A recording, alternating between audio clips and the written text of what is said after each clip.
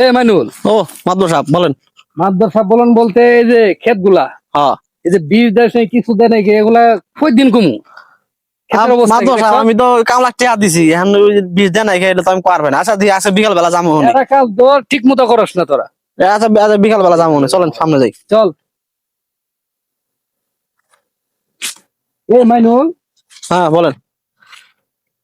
এই মেয়েটা কেরা গেল রে?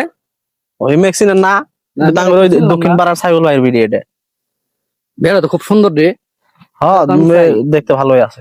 মেয়েটা আমার খুব পছন্দ হয়েছে। তাহলে একটা ব্যবস্থা দেখি, করতে দি। আমি আলোচনা করে দেখবো দেখি। আসেন মাদবর সাহেব, এটা সাইবুল ভাইয়ের বাড়ি। চল। কথা কই দেখি। সাইবুল ভাই বাড়িতে আছেন? সাইবুল ভাই ও ভাই বাড়িতে আছি তো।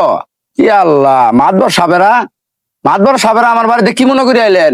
ভাই আইলাম তো আর দরকার, আপনার ওই যে ছোট মেয়েটা আছে না, এই মেয়েটা মাদবর সাহেব খুব পছন্দ করে। এখন ওই আপনার মেয়েরে উনি বিয়ে করতে চায়। কি কো বললে? এর আগে মাতবর সাহেব কয়টা বিয়ে করছে ওই নিজেই কইতে পারবো। এই লুচ্চা মাতবরের কাছে আমার মায়ারে বিয়ে দিমু, আমার মায়ারে এই লুচ্চা মাতবরের কাছে বিয়ে দিয়ে দিমু না, আপনারা জান গা। এই বিয়ে দিবেন না মানে?